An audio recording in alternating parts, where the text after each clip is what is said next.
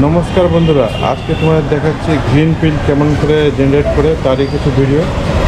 ঠিক আছে, বেশি এখন চলে এটিএমের ভিতরে ঢুকে দেখা যাচ্ছে কি করে গ্রিন পিন জেনারেট করা যায় আর কি কি লাগবে না লাগবে টোটাল এ টু জেড আমি ডিসক্রিপশন বক্সে দেখে দিব তোমরা সুবিধার জন্য। আর ভিডিওটা একটু ছোটো করেছি কেন ভিডিওটা তোমরা সব দেখবে আর ভিডিওটা লাইক করবে, কমেন্টস করবে। তোমাদের যদি কিছু জানকারি থাকে বা জানকারির দরকার আছে আমাকে ফোন করতে কমেন্টস করতে পারো, আমি তার রিপ্লাই দিব। ঠিক আছে, আজকে তোমাদের শেখাবো ব্যাংকের এটিএম কার্ডের গ্রিন পিন কেমন করে তৈরি হয় বা তৈরি করতে হয়, তা একটু তোমাদের দেখাবো। আর একটা কথা বলছি, গ্রিন পিন জেনারেট করতে হলে তোমাদের কী কী লাগে, যেটা রেজিস্টার্ড মোবাইল নম্বর আছে ওটা, আর ব্যাংকের অ্যাকাউন্ট নম্বর, ওটা হলেই হয়ে যাবে। চলো দেখা যাচ্ছে কেমন করে গ্রিন পিন তৈরি করে তারই কিছু চলো।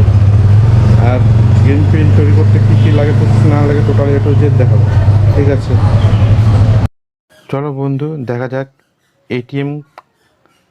এটিএমে কেমন করে গ্রিন পিন জেনারেট করতে হয় তার প্রসেস জানি বা শিখি। ভিডিওটা দেখবে, লাইক করবে, কমেন্টস করবে আর শেয়ার করে দিবে। দেখো, এটিএম কার্ডটা ঢোকানোর পরে বাংলা, হিন্দি, ইংলিশ আর নিচে দেখো গ্রিন পিন, দেখো আমি দেখাচ্ছি এই গ্রিন পিন, ওটাকে চাপবা। ওটাকে চাপার পরে আসবে তোমার অ্যাকাউন্ট ডিটেলস দাও। তোমাকে আগেই বলেছিলাম অ্যাকাউন্ট টোটাল যেটা নম্বর আছে তোমাকে অ্যাকাউন্ট নম্বর নিয়ে যেতে লাগবে, বা পাসবুকের যেই নম্বরটা আছে সেই নম্বর নিয়ে যেতে লাগবে। পাসবুকের নাম্বার দিবে। দেখো পাসবুকের নম্বর দিচ্ছি, সিকিউরিটির কারণে পাসবুকের নম্বর দেখাচ্ছি না। দেখো এখানে আছে how to generate green pin, মানে গ্রিন পিন কেমন করে তুমি জেনারেট করবা তার process total A to Z এখানে দেখানো আছে বা লেখা আছে। তোমরা যদি এটা দেখে করো বা কাউকে জিজ্ঞাসা করার বা কিছু বলার দরকার নেই। এটিএমে যখন নতুন পিন সেটিং করতে হয় তখনই গ্রিন পিনের দরকার হয়, বা অনেক সময় অনেকের নম্বর ভুলে যায় বা হারিয়ে যায়, মনে থাকে না, তখনই এই গ্রিন পিনটার দরকার হয়।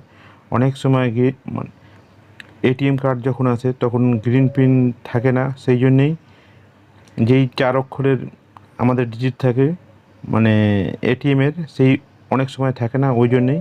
চলো দেখা যাক। প্রথমে কার্ডটা ঢোকানোর পরে দেখাচ্ছে অ্যাকাউন্ট ডিটেলস দাও।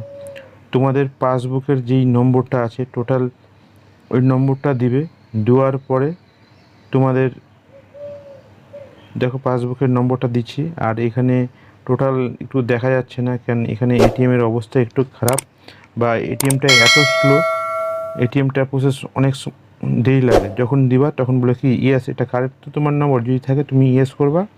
তারপরে সঙ্গে সঙ্গে তোমার ফোনের যেটা হলো ব্যাংকে দেওয়া আছে সেটার মধ্যে তোমাকে একটা ওটিপি ওরা জেনারেট, রেজিস্টার মোবাইলে যেই ওটিপিটা আসবে সেই ওটিপিটা তোমরা আবার দিবে।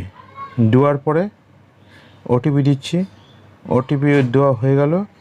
এরপরে তোমাদের বলবে পিন জেনারেট করো, মানে তোমার এটা এটিএমের পিন হচ্ছে। এরপরে তুমি এটিএমের পিন দিবা, তোমার যেটা ইচ্ছা। তোমার এটা প্রসেস কমপ্লিট হয়ে গেল। এখন এটিএম পিন 4 ডিজিটের যেটা তুমি তৈরি করবা সেটা দিবা। সেটা দেওয়ার পরে সিকিউরিটির কারণে সেই নম্বরটা দেখাচ্ছি না, নাহলে আমি সেই নম্বরটা দেখিয়ে দিতাম। ওটা দেওয়া হয়ে গেল, সাকসেস, এটা হয়ে গেল একটা। এরপরে আবার দিবে রিপিন, মানে একই নম্বর তুমি যদি ভুল না হয় সেই জন্যে রিপিন ওরা দ্বিতীয়বার নিচ্ছে। ঠিক আছে, রিপিনও দিলাম। রিপিনও মোটামুটি যে রিপিন যাচ্ছে, রিপিন হয়ে গেল সাকসেসফুল। রিপিন এটা বললাম প্রসেসটা একটু স্লো হচ্ছে, এটিএমটা অনেক স্লো আছে, সেই জন্যে আমার বলার আগেও কাজ হচ্ছে না। ঠিক আছে, এটিএম জেনারেট হয়ে গেল। এখন দেখো প্রসেস কমপ্লিট আছে, রিপিন কমপ্লিট হয়ে গেল, প্রসেসিং হচ্ছে, রিপিন সাকসেসফুল। ঠিক আছে, ইজি প্রসেস। তোমাদের যদি কিছু জানার থাকে আমাকে কমেন্টস করতে পারো, আমি তোমাদের রিপ্লাই দিব। ঠিক আছে বন্ধু, রাখছি আজকে।